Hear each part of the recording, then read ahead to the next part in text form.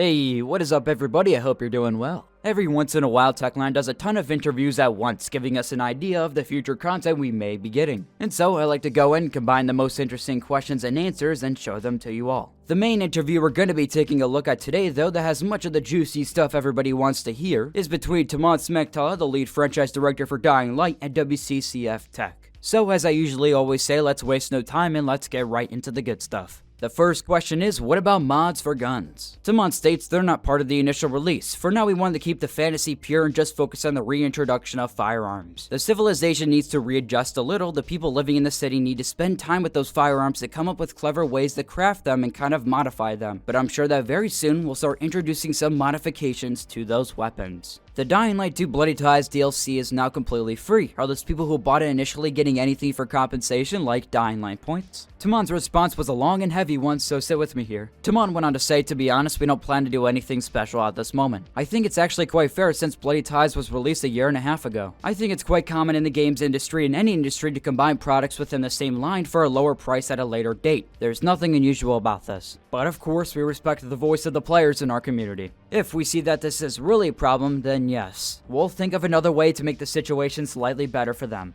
On the other hand, I don't think it's unfair. Most of the games work like that. There's like an enhanced edition that combines all the DLCs, but the price is the same. Timon continues on by saying, I think we are in the right here because it's not like we didn't do anything in between. We are constantly adding to the game. I can understand the emotion and the outlook of the players who bought Bloody Ties a year and a half ago. But at the same time, I think if you invest in Dying Light in general, you get a return from that investment. And it's a return that keeps coming and coming and coming because it's not something you buy and that's it. You buy the game and it constantly keeps evolving. Next question is, sniper rifles are probably not coming, even in the future. Timon says as long as we stay in Villador, which is a city environment that won't be high on our list. If the community suddenly push extremely hard for this, then we might reconsider. But aside from the coolness of shooting a sniper rifle, it wouldn't really be that useful in Dying Light 2, where you're often surrounded by zombies very close to you. You don't really care about the guy that's on the other side of the map. Next up is, does the difficulty of the Survivor missions scale with more players? Timon states that's a very good question because all the missions come in two varieties. The regular one, where the difficulty scales to the number of players in hopes of giving players something exciting and fun to play, but also not so difficult that they rage and quit the game. But then all of those Survivor missions have an elite version that gives you the most rewards. These are targeted at endgame players, changing the parameters of the enemies, the spawns, and more to make the most challenging version of the mission. Another question is, the Nightmare mode in Tower Raid won't make it to Dying Light 2 Reloaded Edition and will launch later. Why is that? We will deliver the Nightmare mode a little bit later in spring, we just want to make sure that we test the feature a little bit more. Both of those decisions were made because of our willingness to ensure that the final features and content satisfy players. With Tower Raids, we realized that we can actually do more with them than what we wanted to do at the start, so they grew a little compared to our initial plans. But I think because of that, players will be more satisfied when it's going to be released. Currently, we are focusing on DLC 2, that is our big priority. But those two features, Nightmare Mode and Tower Raids, require a little more work and polish. After that, the next question is, the second DLC was delayed too. Can you share the rationale behind this decision? Was it also a case to make it bigger than anticipated, or is it just due to polish? Timon's statement was, for DLC 2, we wanted to make sure that it is right, that it is the DLC that our players deserve.